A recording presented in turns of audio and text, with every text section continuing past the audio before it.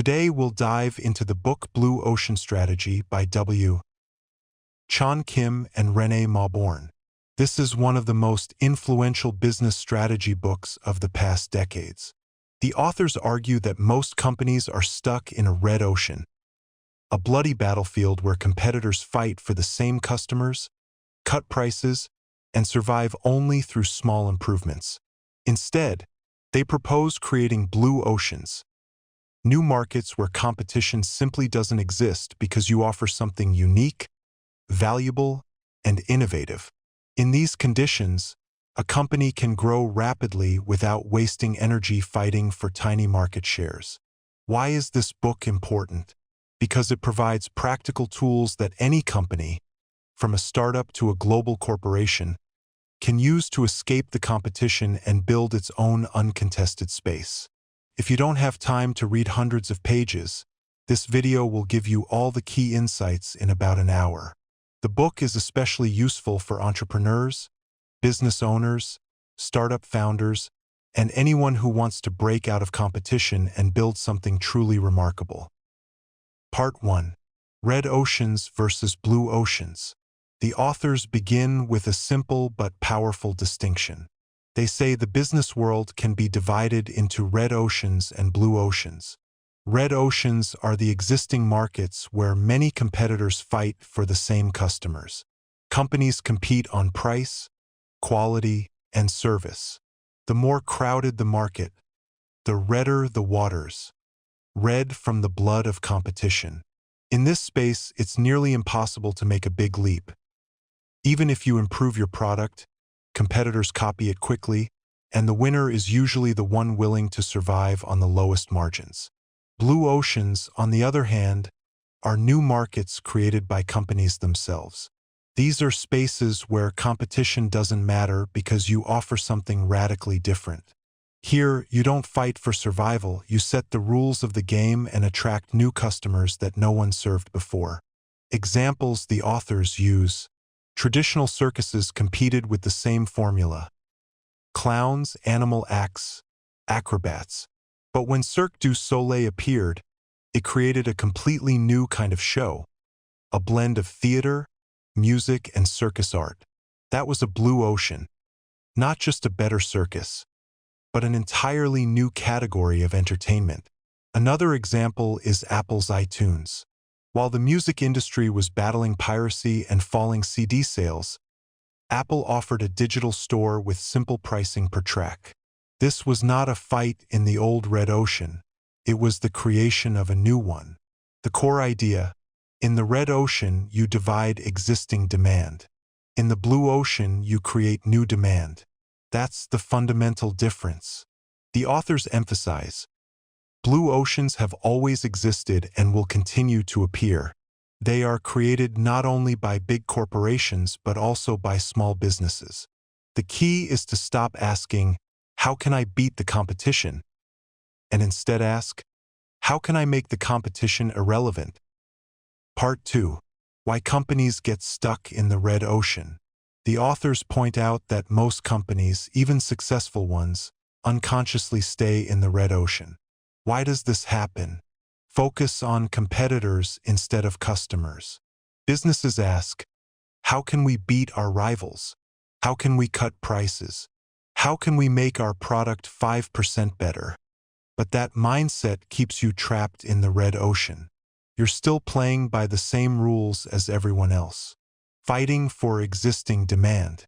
Most efforts go into stealing market share from others. Few ask, can we create new demand?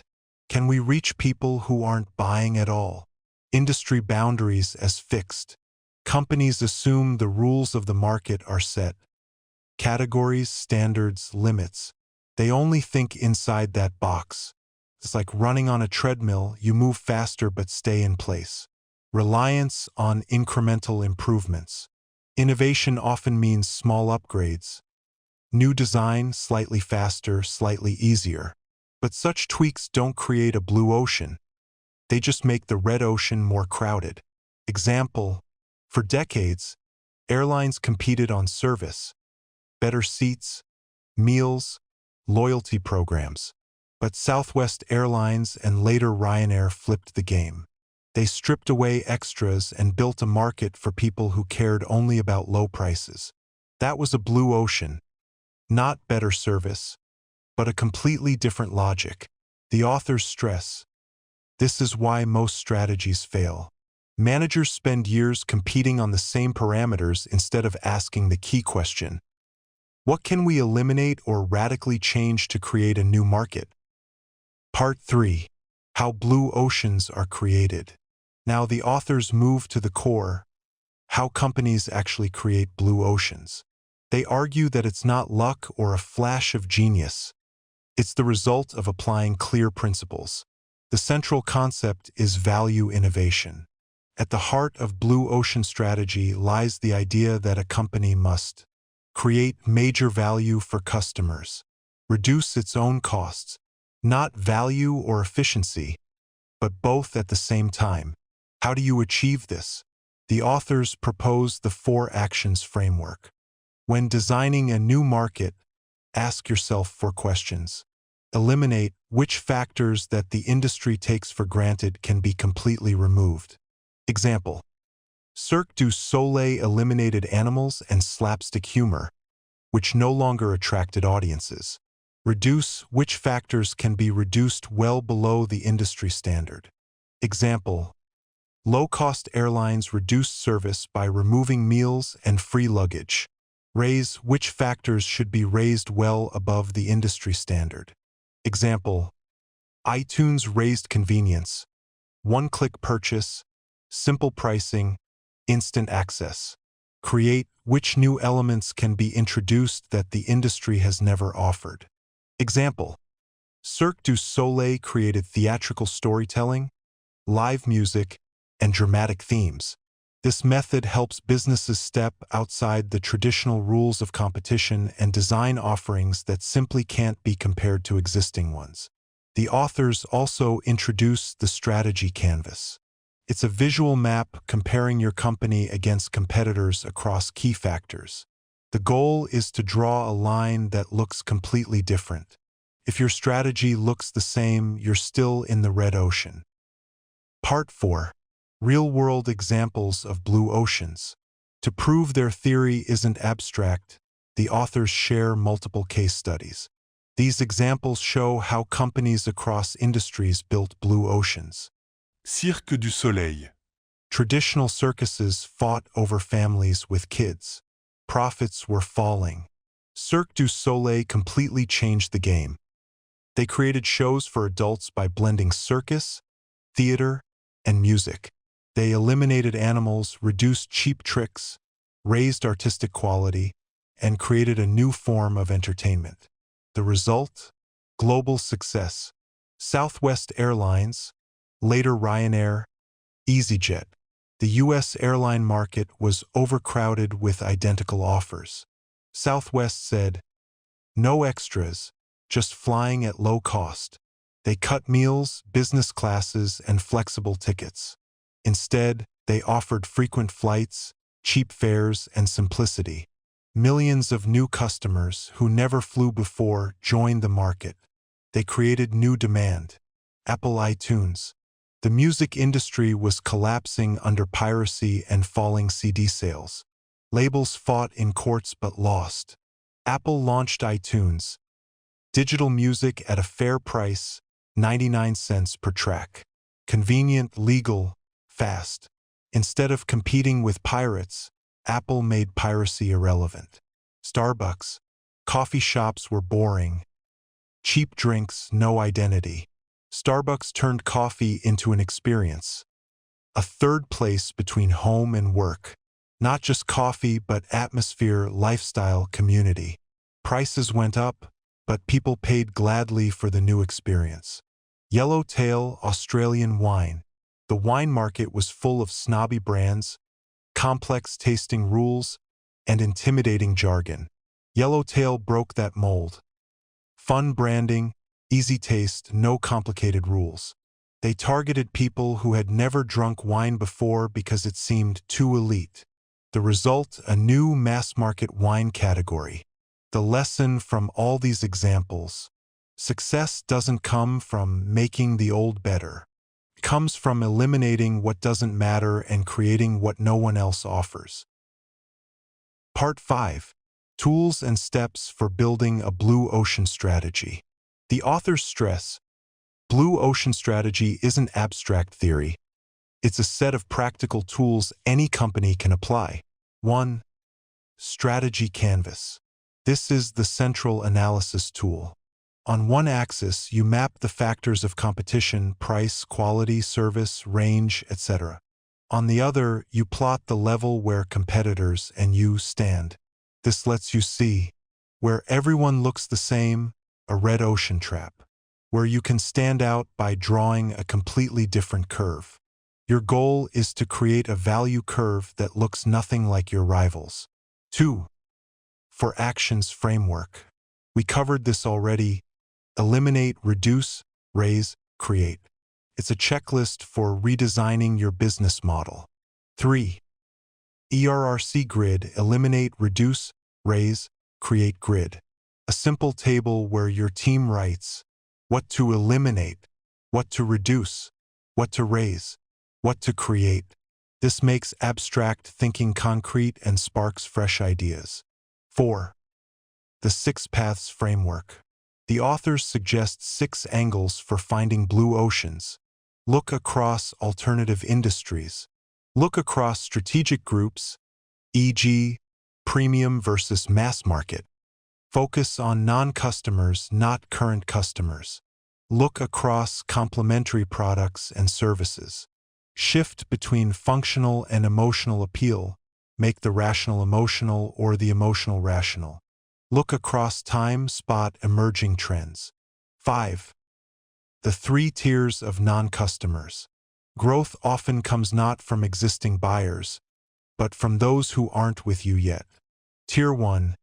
Soon-to-be non-customers. Dissatisfied people about to leave. Tier 2. Refusing non-customers. People who consciously avoid your industry. Tier 3. Unexplored non-customers. People who have never considered your product. Your mission is to turn them into demand. With these tools, businesses can shift their thinking and stop copying competitors. Part 6. How to Implement a Blue Ocean Strategy. The authors stress, it's not enough to design a strategy, you must execute it well. Many companies fail not because of weak ideas, but because of poor implementation. 1. Reduce risk through a step-by-step process. Blue Ocean Strategy provides a structured path. Start by mapping the current strategy canvas. Identify where competitors overlap and where you can stand out. Use the ERRC Grid to outline concrete moves. Test ideas with real customers, especially non-customers. This makes the strategy a practical plan instead of a dream. 2. The sequence of a blue ocean strategy. The authors suggest a 4-step check. Buyer utility. Does it solve a real problem and add clear value? Price. Is it accessible to the mass market, not just the elite? Cost. Can you produce it profitably at low cost? Adoption hurdles. Can you remove barriers that stop people from switching to you? 3. Team involvement. Implementation fails if employees don't buy in. The authors emphasize fair process. Explain why decisions are made. Listen to employee input. Give them a role in shaping the strategy.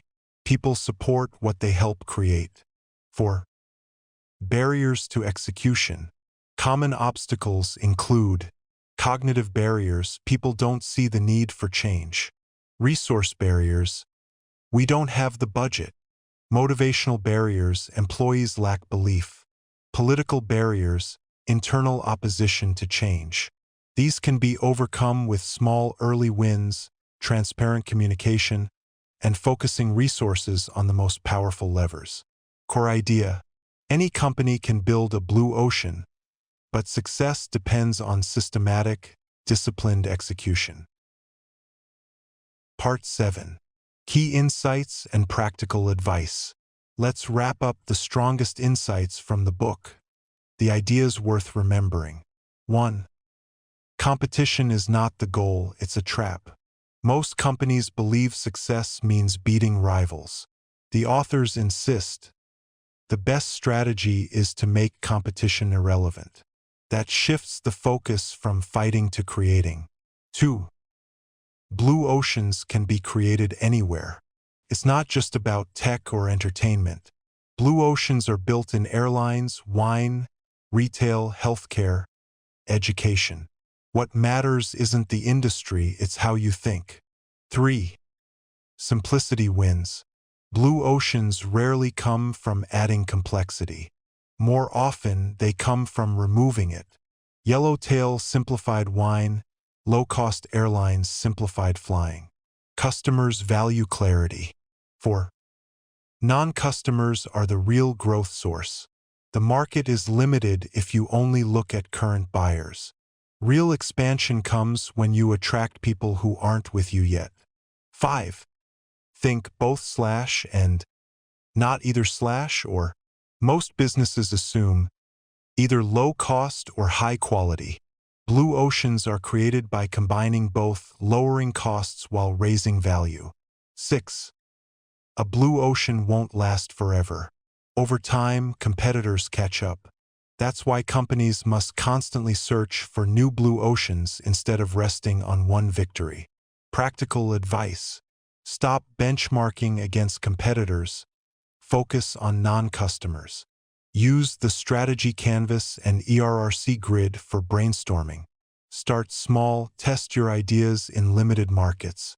Deliver a unique experience, not just a product. Keep evolving. A blue ocean is a process, not a one-time event. So, Blue Ocean Strategy is about leaving behind the endless fight in the red ocean and learning to create new markets where you're the leader. The authors show that blue oceans emerge when companies shift focus, from competing to creating value. The core idea: value innovation.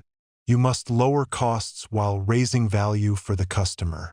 That happens when you eliminate the unnecessary, reduce the overrated, raise the important, and create the new. The ultimate question to ask is, how can we make the competition irrelevant?